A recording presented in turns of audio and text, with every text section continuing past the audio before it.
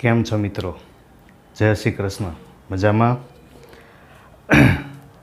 આપણે સ્વાધ્યાય 12.1માં ગણતા હતા દાખલા, બરાબર? એમાંથી આપણે ઉદાહરણ પહેલું ગણ્યું હતું, પછી 12.1નો પહેલો દાખલો થઈ ગયો હતો, પછી ત્રીજો અને ચોથો ગણ્યા હતા, બરાબર? એક બીજો દાખલો વચ્ચે બાકી છે. એમાં એમ કીધું છે કે બે વર્તુળોની ત્રિજ્યાઓ 8 સેમી અને 6 સેમી છે. બે વર્તુળો છે, બરાબર? એમાં એક વર્તુળ છે, પહેલું વર્તુળ, એની ત્રિજ્યા આપણને આપી છે 8 સેમી, અને બીજું વર્તુળ છે એની ત્રિજ્યા છે 6 સેમી, બરાબર? હવે એમ કીધું છે કે જે વર્તુળનું ક્ષેત્રફળ આ બે વર્તુળોના ક્ષેત્રફળ જેટલું હોય, એક એવું વર્તુળ એનું ક્ષેત્રફળ આ બે વર્તુળના ક્ષેત્રફળ જેટલું હોય, સરવાળા જેટલું હોય, તો તે વર્તુળની ત્રિજ્યા કેટલી? બરાબર? ઓલો આગળ ગણ્યો તો એના જેવો જ, એક વર્તુળનું ક્ષેત્રફળ પ્લસ બીજા વર્તુળનું ક્ષેત્રફળ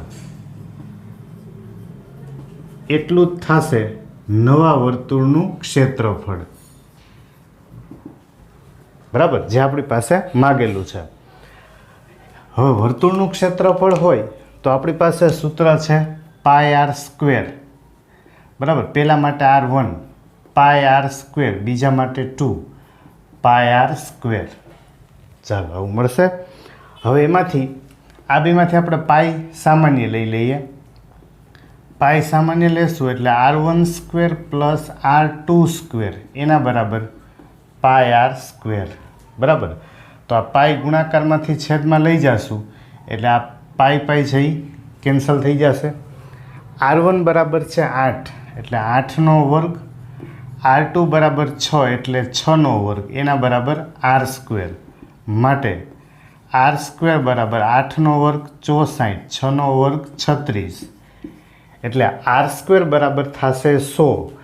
માટે r બરાબર આપણને મળશે 10 સેમી, બરાબર? એટલે કે જે વર્તુળનું ક્ષેત્રફળ આપણે કીધું હતું આ બેના સરવાળા જેટલું થાય તો એ વર્તુળની ત્રિજ્યા એ આપણને કેટલા સેન્ટીમીટર મળશે?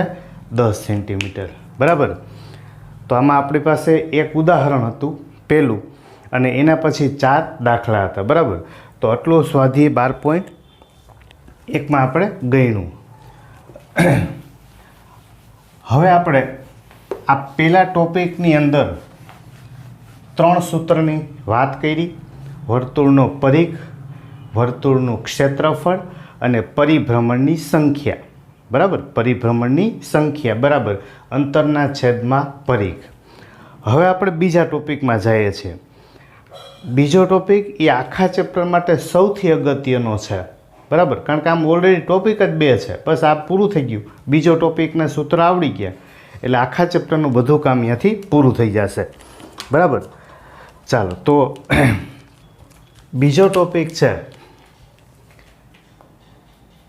એમાં 3 મુદ્દાની વાત કરેલી છે. એક વર્તુળ છે એની અંદર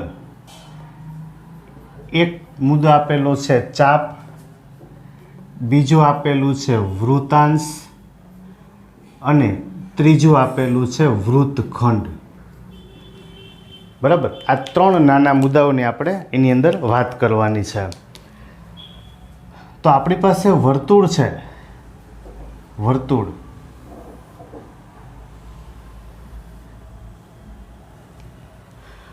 આ વર્તુળની અંદર વર્તુળ ઉપર કોઈ પણ 2 બિંદુઓ આપણે લેવાના. કોઈ પણ 2 બિંદુ, ધારો કે એક બિંદુ અહીંયા લઉં, એને એ નામ આપી દઉં, બીજા બિંદુને કહી દઉં બી. તો વર્તુળ પરના 2 બિંદુઓથી વર્તુળ ઉપરનો જે ભાગ છે, વર્તુળ ઉપરના 2 બિંદુ લીધા એ અને બી, એના દ્વારા વર્તુળ ઉપરનો ભાગ એક આ મળે આપણને, આટલો ભાગ, બરાબર? એવી રીતે આપણને એ વર્તુળ ઉપરનો ભાગ ઉપરય મળે, એ થી બી આય મળે, બરાબર? તો વર્તુળ ઉપરના જે આ ભાગ છે એ ભાગને કહેવામાં આવે છે ચાપ. બરાબર. એ ભાગને શું કહેવાય તો કે ચાપ. તો ચાપ એટલે શું તો કે વર્તુળ પરના બે બિંદુઓ ને જોડતા વર્તુળના બિંદુઓ.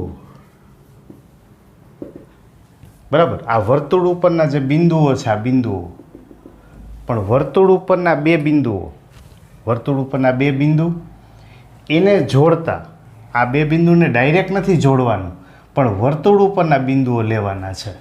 બરાબર. એ શું બનશે આપણી પાસે ચાપ. હવે આ પહેલી વાત કરીએ આપણે ચાપની. એના પછી હવે જ્યારે ચાપમાં આપણે પ્રકાર પાડશું, બરાબર, ત્યારે ચાપની અંદર 3 પ્રકાર પડશે.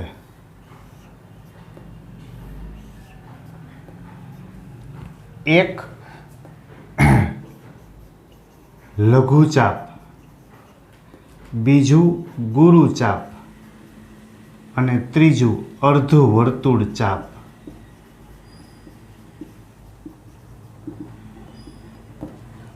બરાબર.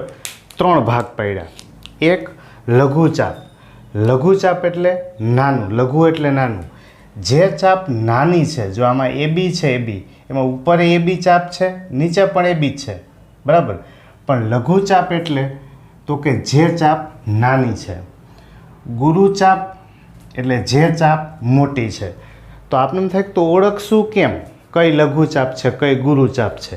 એટલે આપણે એવું કરીએ કે વર્તુળ ઉપર હું એક બિંદુ લઈ લઉં P, અહીંયા લઈ લઉં Q. તો APB છે, APB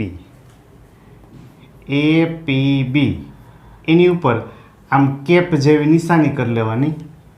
બરાબર. એટલે એ ચાપ APB છે એ કઈ ચાપ બતાવશે? લઘુ ચાપ. પછી ઉપરથી આપણે જોશું તો AQB, તો AQB છે એ છે ગુરુ ચાપ. ગુરુ ચાપ એટલે મોટી ચાપ. અર્ધવર્તુળ ચાપ ક્યારે બને તો કે જ્યારે AB છે, AB એ વ્યાસ હોય, AB વ્યાસ હોય. જ્યારે આપણા A અને B બિંદુ છે એને આપણે શેના તરીકે લેવા પડે? વ્યાસ તરીકે. આ A અને આ B. તો આ પણ અર્ધવર્તુળ ચાપ થઈ, આ પણ અર્ધવર્તુળ ચાપ થઈ. બરાબર. અર્ધવર્તુળ બે સરખા ભાગ કરે તો અર્ધવર્તુળ ચાપ ત્યારે જ બનશે કે AB છે, AB એ શું હોય છે તો કે વ્યાસ હોય. ઓકે. તો 3 ચાપ, લઘુ ચાપ આ APB, AQB મોટી ચાપ છે એ ગુરુ ચાપ અને અર્ધવર્તુળ ચાપ એ ત્યારે જ બને કે AB છે એ શું હોય તો કે વ્યાસ હોય. તો આના ઉપરથી એક વાત એવી નક્કી થાય કે લઘુ ચાપ છે એ અર્ધવર્તુળ કરતાં નાની છે, જો છે, અને ગુરુ ચાપ છે, ગુરુ ચાપ એ અર્ધવર્તુળ કરતાં મોટી દેખાય છે. બરાબર. આપણે એને તમારે નિશાન કરવું હોય, ધારો કે આ વ્યાસ છે, બરાબર, આ A અને આ B, આ A ડેશ B ડેશ નામ રાખીએ તો આ વ્યાસ છે. બરાબર. તો વ્યાસ કરતાં લઘુ ચાપ નાની છે અને વ્યાસ કરતાં ગુરુ ચાપ છે એ મોટી છે. બરાબર. તો આના ઉપરથી આપણે એક નોંધ યાદ રાખશું ખાસ, એ ટૂંકા પ્રશ્ન માટે અગત્યની છે, એને નોટ કરી રાખજો કે લઘુ ચાપ છે, લઘુ ચાપની લંબાઈ એ નાની હોય કોના કરતાં તો કે અર્ધવર્તુળ ચાપ. બરાબર. અને બીજું કે ગુરુ ચાપ છે,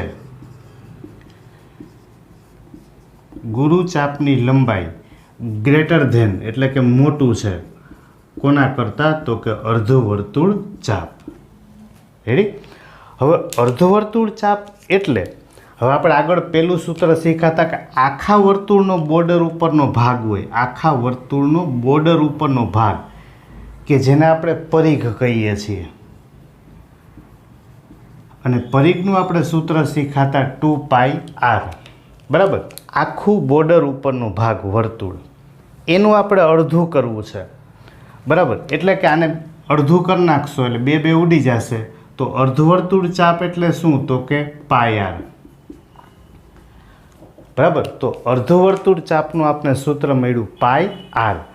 તો આપણે શું મળ્યું? તો કે લઘુચાપની લંબાઈ એ પાય આર કરતાં નાની થાય અને ગુરુચાપની લંબાઈ એ પાય આર કરતાં મોટી થાય. થઈ ગયું? તો આ બે સૂત્ર ધ્યાન રાખશું.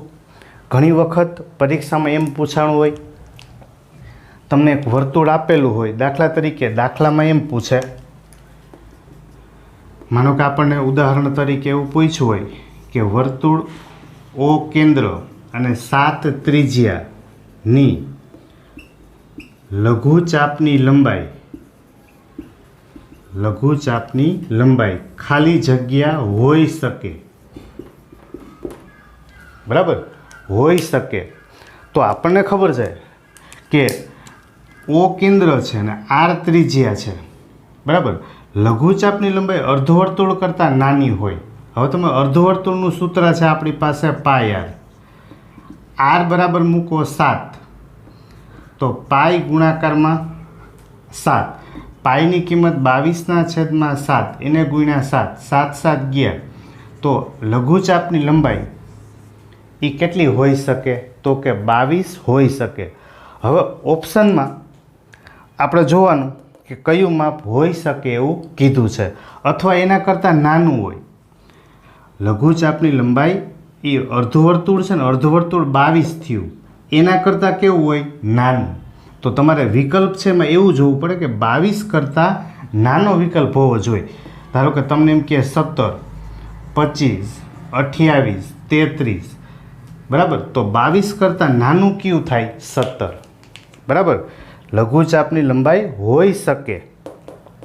રેડી? યાદ રહ્યું? બરાબર, લઘુચાપની લંબાઈ છે એ અર્ધવર્તુળ કરતાં નાની હોય. હવે અર્ધવર્તુળની લંબાઈ 22 આવી, તો એના કરતાં લઘુચાપ નાનું હોય. નાનું હોય એટલે કેટલું? 17. આનાથી ઊંધું જો ગુરુચાપ પૂછે, ગુરુચાપ, તો આ 22 છે એના કરતાં મોટું, તો વિકલ્પમાં એક જ મોટી કિંમત આપે. બરાબર, દાખલા તરીકે આપણને એમ કીધું હોય કે આને આ રકમ રાખે, આને આ ગણતરી, પણ ઓપ્શન છે એ બદલી નાખ્યા હોય. ઓપ્શન છે એ ધારો કે આના કરતાં તમારે મોટું માપ રાખવાનું છે. એટલે ધારો કે એક 17 હોય, એક 15 હોય, એક 12 હોય, એક 25 હોય. તો લઘુચાપની લંબાઈ એ અર્ધવર્તુળ કરતાં નાની હોય અને ગુરુચાપની લંબાઈ કીધું હોય, ગુરુચાપની લંબાઈ તો અર્ધવર્તુળ કરતાં મોટી હોય. બરાબર, તો ખાસ યાદ રાખજો, અર્ધવર્તુળ ચાપ એટલે પરિઘ કરતાં અડધું. પાય આખું પરિઘ છે એનું અડધું કરો એટલે પાય આર. એના કરતાં લઘુચાપ નાનું હોય અને ગુરુચાપ પાય આર કરતાં મોટું હોય. ઓકે, ચાલો. તો આ લઘુચાપની લંબાઈ કેટલી હોઈ શકે? તો કે પાય આર કરતાં નાની. ગુરુચાપની લંબાઈ કેટલી હોય? તો કે પાય આરની જે કિંમત આવે એના કરતાં મોટી. બરાબર, હવે આપણી પાસે લઘુચાપ, ગુરુચાપ એની ઓળખાણ ખબર પડી ગઈ. બરાબર, હવે આપણે એના સૂત્રમાં જઈએ કે લઘુચાપની લંબાઈ મેળવવી છે. લઘુચાપની લંબાઈ, તો લઘુચાપની લંબાઈને આપણે દર્શાવશું એલ વડે. લઘુચાપની જે લંબાઈ છે આ APB, એને આપણે શેના વડે દર્શાવશું? એલ વડે. આ એલ. બરાબર, લઘુચાપ એને આપણે દર્શાવશું એલ વડે, સ્મોલ એલ. તો લઘુચાપની લંબાઈ એલ બરાબર પાય આર થીટાના છેદમાં 180. પાય આર થીટાના છેદમાં 180. આર એટલે ત્રિજ્યા અને થીટા એટલે કેન્દ્ર પાસે આંતરેલ ખૂણો. બરાબર, કોઈ પણ ચાપ છે, આ આપણે વર્તુળ દોરીએ, એમાં આ બે ત્રિજ્યા O A અને B, O કેન્દ્ર છે, APB ચાપ છે તો લઘુચાપ બોલું એટલે તરત જ એપીબી યાદ આવે. એ લઘુચાપે કેન્દ્ર પાસે બનાવેલો ખૂણો, એ ખૂણાને કહેવાય થીટા. બરાબર. લઘુચાપે કેન્દ્ર પાસે બનાવેલો ખૂણો અથવા તો આંતરેલ ખૂણો એ કયો છે? તો કે થીટા. તો પહેલું સૂત્ર આપણે મળ્યું કે લઘુચાપની લંબાઈ આપણે જોતી હોય આ એપીબી, તો લઘુચાપની લંબાઈનું સૂત્ર એલ બરાબર પાય આર થીટાના છેદમાં 180. બરાબર. હવે બીજું ગુરુચાપ. તો આપને ખબર છે કે ગુરુચાપ છે અહીંયા ક્યુ બિંદુ હોય, તો આ એ ક્યુ બી છે, આ ગુરુચાપ થાય એ ક્યુ બી. બરાબર. તો આપણે શું કરશું? આખું વર્તુળ લઈ પેલા આપણે આખું વર્તુળ બોર્ડર ઉપરનો ભાગ આ લઈ લેશું, જેને આપણે પરિઘ કહીએ છીએ. એમાંથી આ લઘુચાપને આપણે બાદ કરી દઈએ, એટલે હવે બાકીનો જે ભાગ વધશે આ ભાગ, જેને કહેવાય ગુરુચાપ. રેડી? તો લઘુચાપ હતું એ આપણી પાસે આટલું હતું,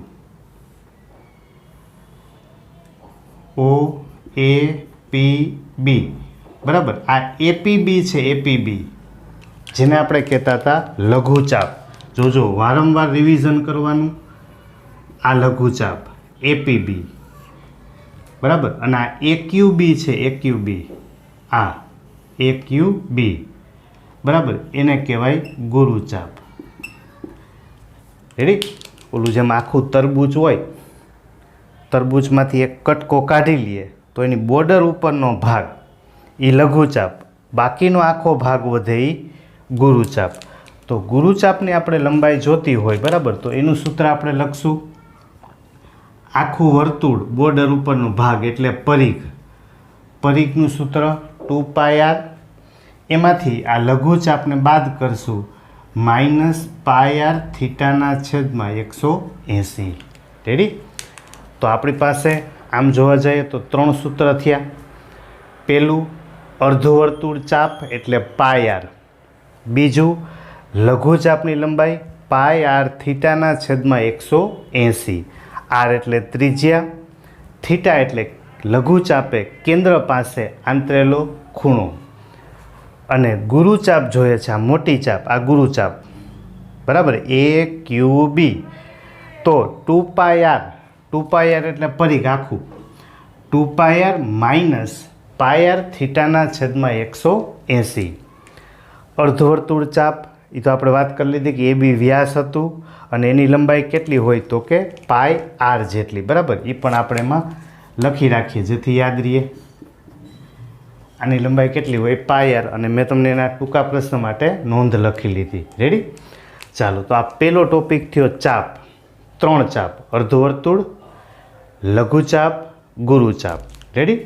હવે આપણે બીજો ભાગ છે એ છે વૃત્તાંશ.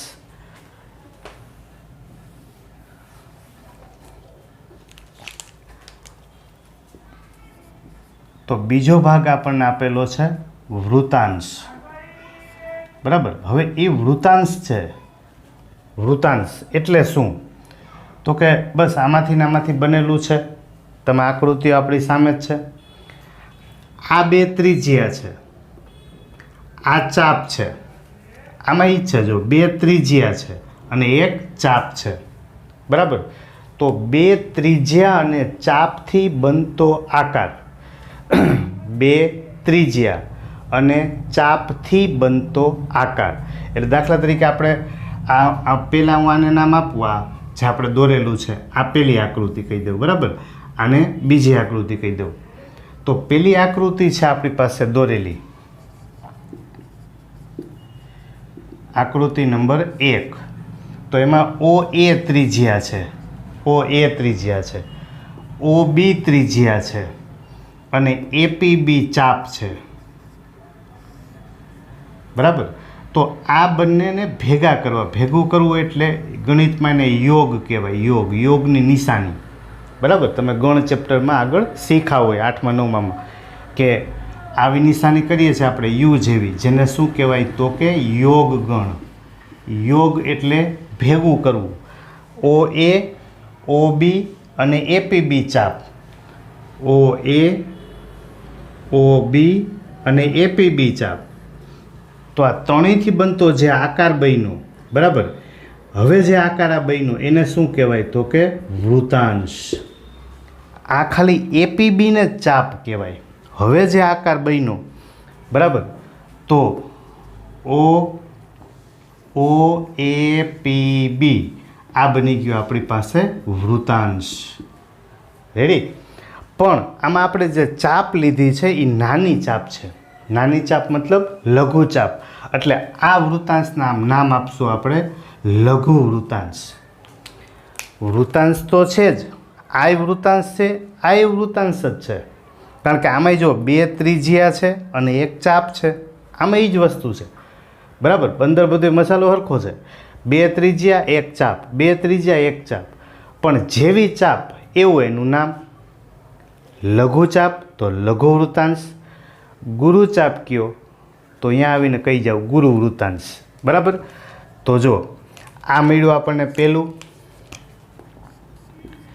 હવે આપણે બીજી આકૃતિમાં તમે જોશો તો OA, બરાબર, OB અને AQB. પણ AQB છે આ ચાપ છે, આને આપણે ભેગા કરશું તો AQB છે એ મોટી ચાપ છે, ગુરુ ચાપ. એટલે એને આપણે કહેશું ગુરુ વૃતાંશ. રેડી?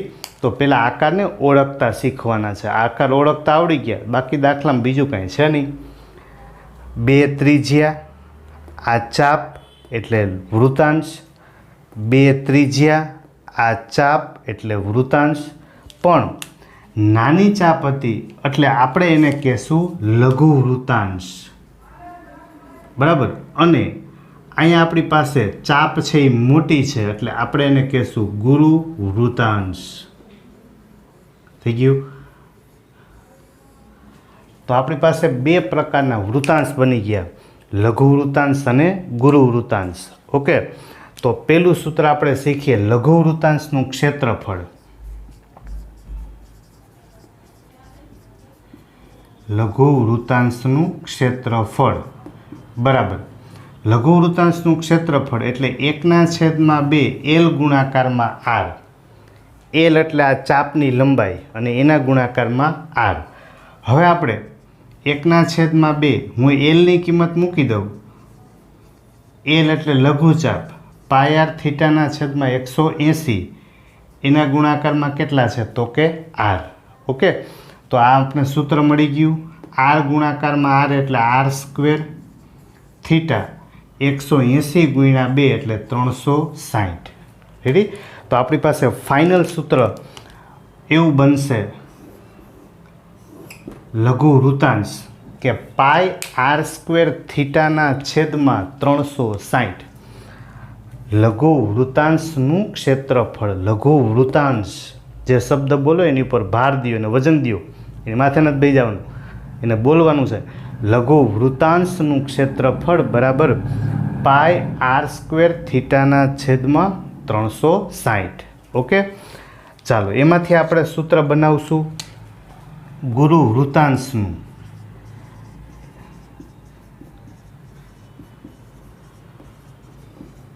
ગુરુ વૃતાંશનું ક્ષેત્રફળ. આ ગુરુ વૃતાંશ આ જોઈએ છે આપણી પાસે, આ આખો ભાગ જોઈએ છે એટલો. આ ગુરુ વૃતાંશ છે. રેડી? તો આપણે આમાં જેમ ચાપમાં બનાવ્યું તો એવું આમાં જ બનાવશું. પહેલાં આખા વર્તુળનું ક્ષેત્રફળ લઈ લેવાનું.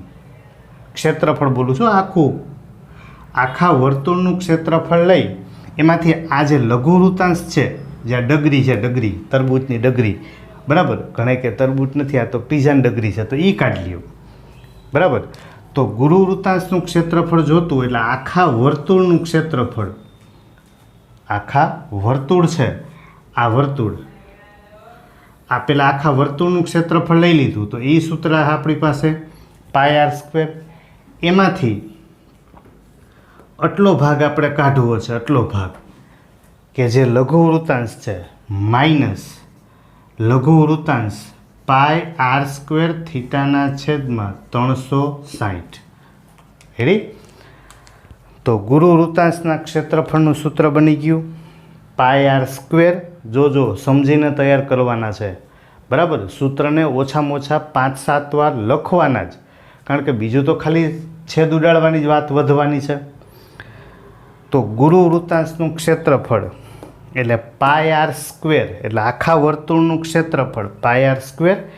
એમાંથી લઘુ વૃત્તાંશ છે πr² થીટાના છેદમાં 360. એને આપણે શું કરી દઈશું? બાદ. ઓકે. તો આપણી પાસે આમ જોવા જઈએ તો પેલું અર્ધવર્તુળ ચાપ πr, લઘુ ચાપ πr થીટાના છેદમાં 180, ગુરુચાપ 2πr - πr થીટાના છેદમાં 180. એટલે 3 ચાપ, 2 વૃત્તાંશ. લઘુ વૃત્તાંશ આવડી જાય πr² થીટાના છેદમાં 360. એટલે ગુરુ વૃત્તાંશ તો એમાંથી જ બની જશે. આખા વર્તુળમાંથી આ ડગરી કાઢી લ્યો એટલે આટલો લઘુ વૃત્તાંશ કાઢી લ્યો એટલે ગુરુ વૃત્તાંશ થશે πr² - πr² થીટાના છેદમાં 360. ઓકે. તો આ ચાપ થયું અને બીજો ભાગ આપણે કયો મળ્યો? વૃત્તાંશ. રેડી? હવે આપણે આમાં ત્રીજો ભાગ શીખશું. ત્રીજો ભાગ છે આપણી પાસે વૃત્તખંડ, બરાબર. તો એમાં તો વૃત્તાંશ જેમ ચાપ હતું એમાંથી વૃત્તાંશ બનાવ્યું, વૃત્તાંશનો ઉપયોગ કરશો એટલે વૃત્તખંડ બની જશે, બરાબર. એમાં કાંઈ છે નહીં, એકદમ સહેલું છે.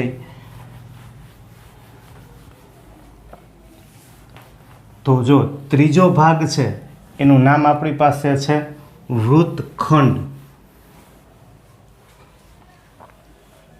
બરાબર.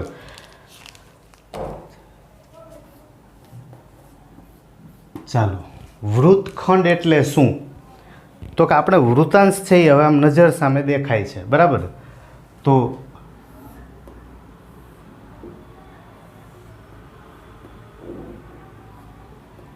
O, A, P અને B આ લઘુ વૃત્તાંશ છે,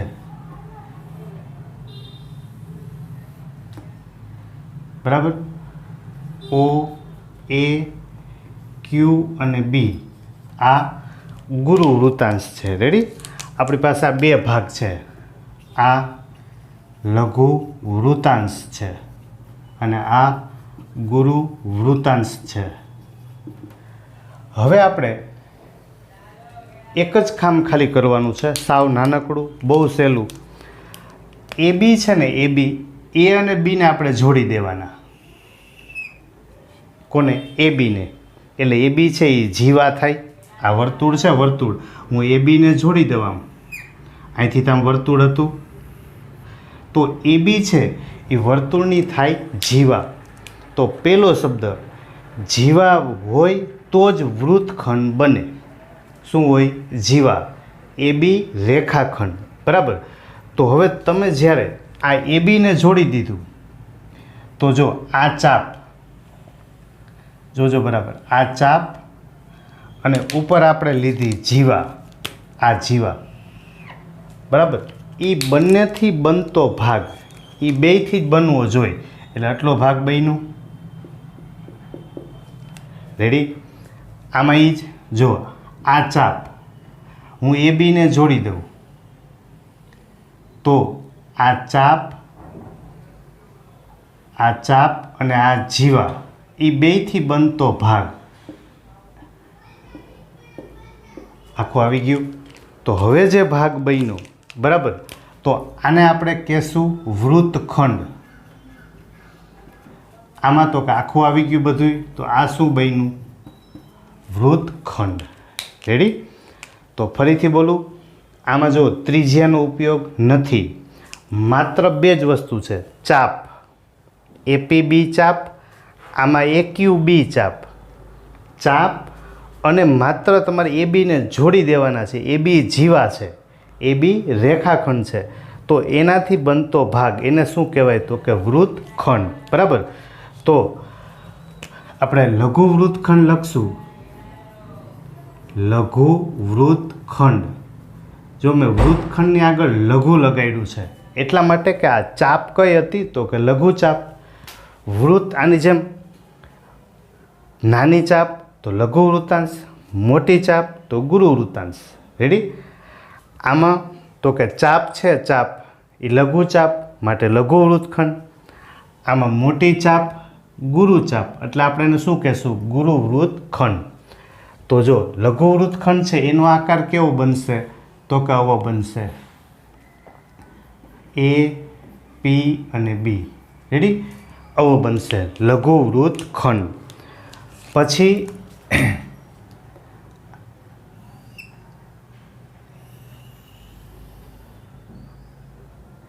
અહીંયા એ, આ બી અને અહીંયા આવશે ક્યુ. બરાબર? તો જો આ જે આકાર બન્યો, બરાબર, આને આપણે શું કહેશું? તો કે ગુરુ વૃત્તખંડ. આને કહેશું આપણે લઘુ વૃત્તખંડ.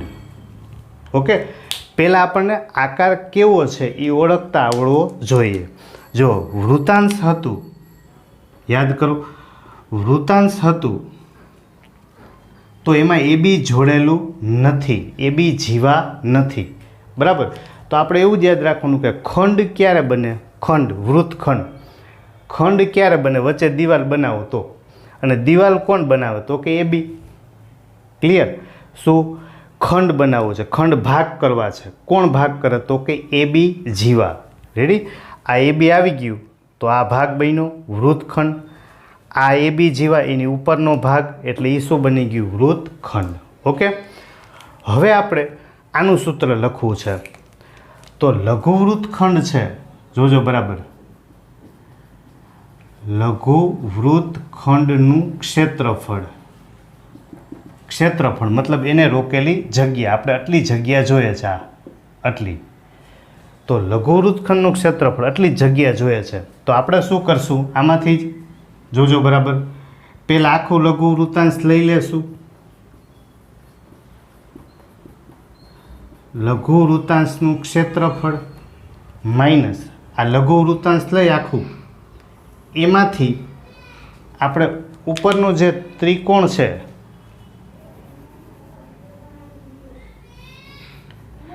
આ ત્રિકોણને શું કરી દઈશું? બાદ. તો લઘુ વૃત્તાંશ માઇનસ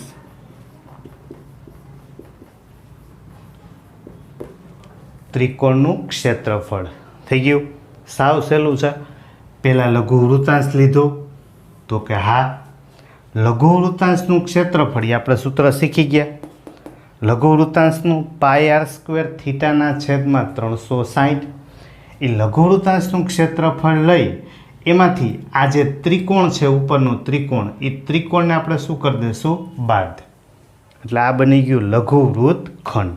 ઓકે, હવે તો કે બીજું છે એ આપણી પાસે છે, ગુરુ માટે શીખીએ. તો ગુરુ વૃત્તખંડનું ક્ષેત્રફળ. બરાબર? ગુરુ વૃત્તખંડ, ખંડ જોઈએ છે મતલબ એ બીને જોડવું પડશે આટલો ભાગ. તો આ જે લીટા કરેલો ભાગ છે આપણે દેખાય છે, આ ભાગ, તો એ તો ગુરુ વૃત્તાંશ છે. આપણે તો અહીંથી ભાગ જોઈએ છે. બરાબર? તો આ ભાગ આખો જોઈએ છે આપણે. તો ગુરુ વૃત્તાંશ તો છે, પ્લસ ભેગું શું આવ્યું? તો કે ત્રિકોણ. બરાબર? તો ગુરુ વૃત્તખંડનું ક્ષેત્રફળ જોતું હોય તો ગુરુ વૃત્તાંશનું ક્ષેત્રફળ, ગુરુ વૃત્તાંશનું ક્ષેત્રફળ એટલું પ્લસ ત્રિકોણનું ક્ષેત્રફળ. રેડી? એટલે ખાલી એટલું ધ્યાન રાખવાનું છે, જો લઘુ વૃત્તખંડ હોય તો લઘુ વૃત્તાંશ, ગુરુ વૃત્તખંડ હોય તો ગુરુ વૃત્તાંશ, લઘુ હોય, લઘુ એટલે નાનું, નાનું હોય તો તમારે ત્રિકોણને બાદ કરવાનો છે, એમ જ યાદ રાખવાનું. લઘુ એટલે નાનું, નાનું વૃત્તખંડ હોય તો ત્રિકોણને બાદ કરો. અને ગુરુ વૃત્તખંડ હોય મોટું, ગુરુ એટલે મોટું, તો એ ગુરુ વૃત્તાંશ પ્લસ શું કરવાનું છે? ત્રિકોણ. બરાબર? ફરીથી લઘુ વૃત્તખંડ તો લઘુ વૃત્તાંશમાંથી ત્રિકોણ બાદ થાય. ગુરુ વૃત્તખંડ જોતું હોય તો ગુરુ વૃત્તાંશ પ્લસ શું કરવાનું છે? ત્રિકોણ. બરાબર? હવે એમાં ત્રિકોણનું ક્ષેત્રફળ આવે. તો ત્રિકોણ છે એ આપણી પાસે આમ જોવા જઈએ તો ત્રિકોણનું ક્ષેત્રફળ આપણે સૂત્ર આવડે જ છે, ત્રિકોણનું ક્ષેત્રફળ. તો એમાં પેલું આપણે એવું સૂત્ર લખતા કે 1/2 પાયો ગુણ્યા વેધ. બરાબર. પછી એવું બની શકે કે ત્રિકોણ છે એ સમબાજુ હોય, ત્રિકોણ સમબાજુ હોય તો ત્રિકોણનું ક્ષેત્રફળ તો વર્ગમૂળ 3/4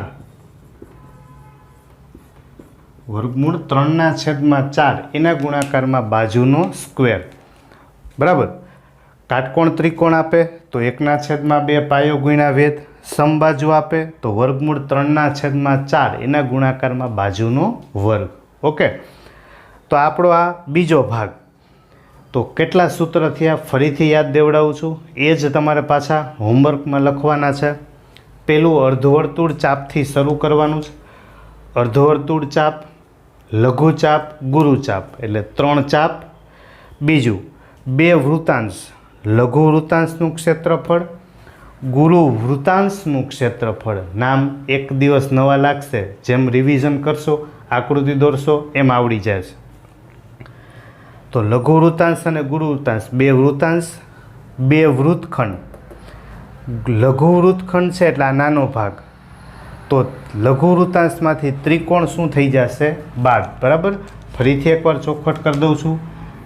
આ લઘુ વૃત્તાંશ છે, આ એ બીને આપણે જોડશું તો આ લઘુ વૃત્તાંશનું ક્ષેત્રફળ લઈ, પહેલાં આખાનું ક્ષેત્રફળ લઈ લેવાનું, એમાંથી આપણે આ ત્રિકોણને શું કરી દઈશું? બાદ. રેડી?